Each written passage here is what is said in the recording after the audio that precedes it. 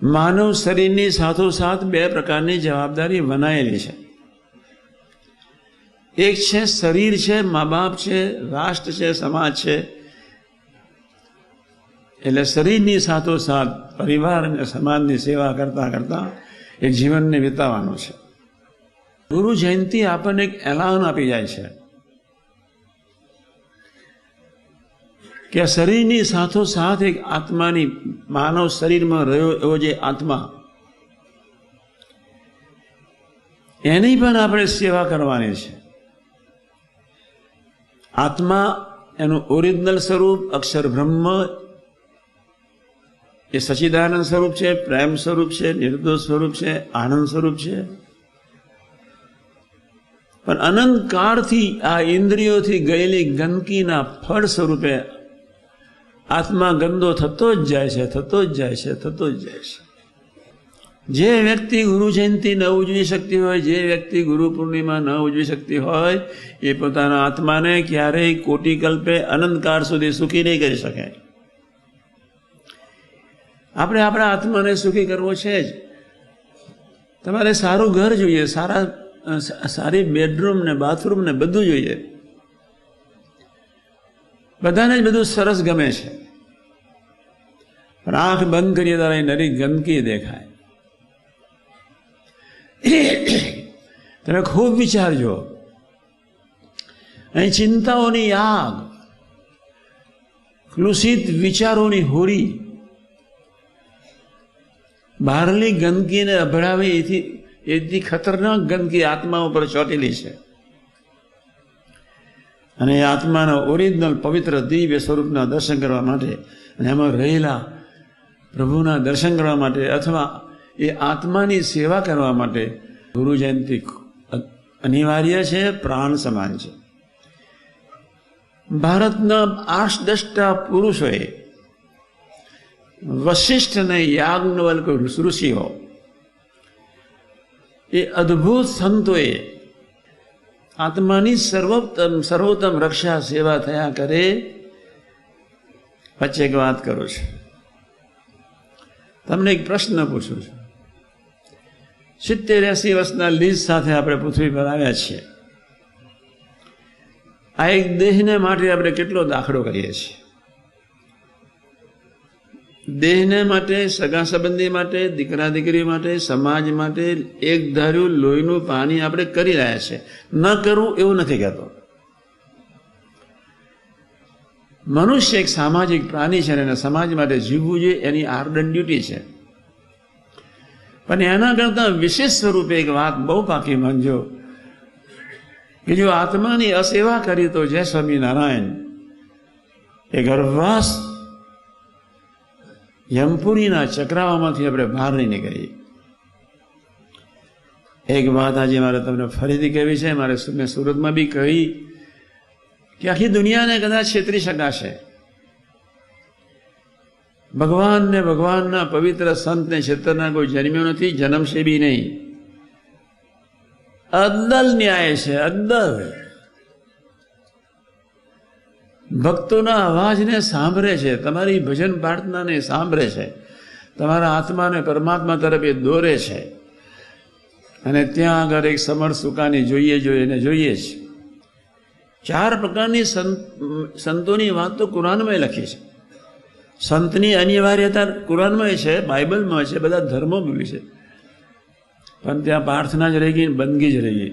બંદગી સારી ચીજ છે, પણ જ્યાં સુધી એવા ઓલિયા ફકીર, પ્રભુને રાખનાર એવા સદગુરુ સંતો જ્યાં સુધી ન મળે ત્યાં સુધી તમારી બંદગીને હાથ પગ નથી મળતા. લૌકિક સંકલ્પો કદાચ પૂરા થશે, પણ કામ, ક્રોધ, લોભની વરાળ અને હઠમાન ઈર્ષાના ભયંકર ઝંડો ચૂડેલો, ભયંકર જન રાક્ષસો, હઠ, માન, ઈર્ષા, દોડ, દમ, પ્રદર્શન, દેખાવ, હેત, માયા, દયા, પ્રીતિનું સૂક્ષ્મ માન, એવા અનંત પ્રકારના માન. આપણે બોલતા, ચાલતા, ખાતા, પીતા 640 કરોડની જનતામાં કોઈ વ્યક્તિ એમ ભાગ્યે જ કહી શકે કે મારી જીભથી અહંકારનો રણકાર બહાર નીકળતો નથી, ત્યાં સાધુ જોઈએ. ત્યાં ગુરુ જયંતિ ને ગુરુ પૂર્ણિમા મસ્ત. શું અહંકાર તમે કેટલો રાખશો? જે ડોક્ટરો આંખ ઉપર રિસર્ચ કરે છે એ લોકોએ હાથ ધોઈ નાખ્યા અને એ ડોક્ટરોએ કહી દીધું કે અમે જીવતા માણસની કીકીના એક મોસ્ટ માઇન્યુટ જ્ઞાનતંતુને સહેજ અડ્યા, એટલામાં એક આંખનું નૂર ખતમ થઈ ગયું. અમે શોધી શકતા નથી કે જ્ઞાનતંતુમાં શું છે. છેવટે અમારે એટલું જ કહેવું પડશે કે ધેર ઇઝ અ સુપ્રીમ. દુનિયાના જેટલા ટોપ ફિઝિકલ લેવલે કામ કરતા, જેના શરીર ઉપર જેને રિસર્ચ કરી છે, એવા 727 ટોપ રિસર્ચ શરીર પર કરનાર એવા ડોક્ટર પીએચડી, એ 727 ટોપ પીએચડી ડોક્ટરોએ ખુલ્લું એલાન કરીને હાથ જોડીને પ્રાર્થના કરી દીધી છે, body is the only supreme creation of the supreme. માનવીનું શરીર સૃષ્ટિના સર્જનહારનું સુપ્રીમ ક્રિએશન છે અને એ આ શરીરને આપણે કેવી ગંદકીથી જીવાડીએ છીએ. માનવીનું જીવન વિષય ભોગ ભોગવીને મરવા માટે નથી. અને શરીરમાં રહ્યો જે આત્મા એનું ખૂબ રૂડું થાય, એ આત્મા સુખી થાય, આત્મા પવિત્ર રહે, આત્મા પ્રભુનો રહે, આત્મા ભક્તિ અને સત્સંગનો આનંદ માને. ગારીનો આનંદ છે, સુરતના ઊંધિયાનો આનંદ છે, ટીવી પર અશ્લીલ પિક્ચર જોવા એનો બી આનંદ છે. સમજો, એના કરતા અનંત ઘણો આનંદ છે સત્સંગ, પછી ભક્તિ, અને ડૂબ્યા પછી આત્મીયતા, અને એથી અનંત ઘણો આનંદ છે સોહરદ ભાવ, દાસત્વ, આનંદ, કલ્પનાતીત. ભગવાનના જ્યારે પવિત્ર સંતોનું અસ્તિત્વ નથી. જે સાધુ છે, રિયલ સાધુ છે, એનું પોતાનું અંગત કોઈ જીવન નથી, એને કોઈ પોતાના અંગત સગા સંબંધી નથી, એને અંગત કોઈ પોતાની માન મોટપ માટેની વૃત્તિ નથી. એનું અંગત એક જ જીવન છે, નારાયણ. સહજાનંદ સ્વામી મહારાજ સિવાય સાધુનો કોઈ જીવન નથી, સાધુનો કોઈ પ્રાણ નથી, સાધુનો કોઈ આધાર નથી. એટલા માટે ગુરુ ભક્તિ અનિવાર્ય છે જ. એટલે મેં ગામે ગામ જઈને હું તો એક વાત કાયમ કરું છું, સારી વાત કરું છું. અત્યારે તમને નહીં મનાય, તમે જાગજો, જેટલા આવ્યા છે એટલા શુદ્ધ સ્વધર્મે યુક્ત સુહૃદભાવ યુક્ત જીવન જીવજો. બાકી 15-20 વર્ષમાં દુનિયાની કોઈ પણ વ્યક્તિએ ભારત તરફ આંતરિક સમૃદ્ધિ માટે નજર રાખ્યા સિવાય છૂટકો નથી. એવો આપણો ભારત છે. આધ્યાત્મિક ઇતિહાસના પાને ત્યાં કશું જ નથી. આ તો ગરીબ પ્રજા એટલે જે સમને ત્યાં જવાનું. આંતર સમૃદ્ધિ, ન કોઈનો અભાવ આવે, ન કોઈના તરફ અરુચિ, ન કોઈના તરફ ભેદ દ્રષ્ટિ, ન નાના મોટાનો અંદર પ્રભાવ. જ્યાં જોઈએ ત્યાં રામજી, બીજું ના ભાષે એવી સમજણ. એ સત્સંગ અને ભક્તિના જે સંસ્કાર અને એ પ્રભુની મૂર્તિનો જે સંબંધ ને સુખ, એ કલ્પના તે જ. તો આપને શા માટે અંતર સમૃદ્ધ ન કરવું? હવે હું મૂળ વાત પર આવું છું, બધી વધારે સમય તમારો નહીં લઉં.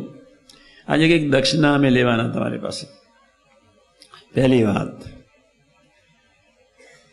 જેટલા આવ્યા છે તેટલા કંઈક દક્ષિણા મૂકીને જજો. તન ધન મનથી આપણે સેવા કરવી પડે. દેહ તમારા બાપનો નથી, ધન તમારા બાપનો નથી. ભગવાન આપે છે ને તો જ તમે ફૂલ્યા ફરો છો. બાકી ભગવાનની સહેજ નજર ફરે તો જ્યાં સ્વામિનારાયણ ડ્યુટીમાંથી અવાજ શરૂ થઈ જાય, હે મહારાજ તું રક્ષા ના કર, ડ્યુટીમાંથી સહેજ ચાવી, સહેજ ચાવી નહીં, નજર નહીં, સહેજ કંઈક 1 સેકન્ડના કરોડમાં ભાગની નજર ફરે તો જય સ્વામિનારાયણ. તમે વિધિના નો ટાઈમ 0 થઈ જાઓ. કેટલી ટાઈમ? નો ટાઈમ 0. આ તમારો સબ્જેક્ટ નથી, હું કરું તો તમને સમજણ પડે નહીં. તમને કહું છું, 55 વર્ષનું આ શરીર થયું એટલે કોઈ નવા સેલ બનતા જ નથી. એટલે ભગવાન ભજવા હોય તો 60 વર્ષ સુધી હિંમતથી મંડી પડજો. ભગવાન ભજવા જુદી ચીજ છે, ભગવાન ધારણ કરવા જુદી ચીજ છે. આજના શુભ મંગલકારી દિવસે તમારા દીકરા દીકરીઓની સેવા કરવા માટે તમારા આત્માની સેવા કરજો જ. તમારા દીકરા દીકરીઓની સેવા કરવા માટે તમે આટલું ઘરમાં પોઝિટિવ રાખજો જ. તમારા દીકરા દીકરીઓ બેઠા હોય ત્યાં તમે તમારી ઘરવાળી પર ગરમ ક્યારેય નહીં થતા, પટલાઈ નહીં કરતા. બહુ ખૂબ ધ્યાન રાખજો. કોઈ ગામમાં જાઓ, કોઈ લગ્નમાં જાઓ, કોઈ મરણમાં જાઓ, કોઈ હાઈકોર્ટમાં જાઓ, કોઈ દવાખાનામાં જાઓ, પટેલને બધે જવું જ પડે, વ્યવહારમાં રહે બધાને જવું જ પડે. B positive, never negative. દુશ્મનનું પણ તમને જોવાનો બોલવાનો અધિકાર નથી. ભગવાન સ્વામિનારાયણે વેદરસમાં લખ્યો, અતિ ઉત્તમ કોટીનો મુક્ત થવાનો હોય પણ કુસંગી કે દુશ્મન હોય એના માટે રંચ માત્ર એને સંકલ્પ ઉઠે એની આખી ડિગ્રી બદલાઈ જાય. 40% માર્ક્સ ઓછો થઈ જાય. ભગવાન સ્વામીને જો દુશ્મનોને ના પાડી હોય તો આપણા સગા સંબંધી પ્રભુનું નામ લેનાર એના માટે તો કેવો ભગવત ભાવ હોવો જોઈએ. આવો ભગવત ભાવ, પ્રભુના ભાવથી સેવા, પ્રભુના ભાવથી દર્શન, તમારા પરિવારમાં ખૂબ આત્મીયતા વધે, સત્સંગ અને ભક્તિ વધતા જાય અને તમારો પરિવાર સત્સંગ અને ભક્તિથી સર્વાંગ ખીલીને સર્વ પ્રકારે મહારાજ તમને સુખી કરે એ જ પ્રાર્થના સહજાનંદ સ્વામી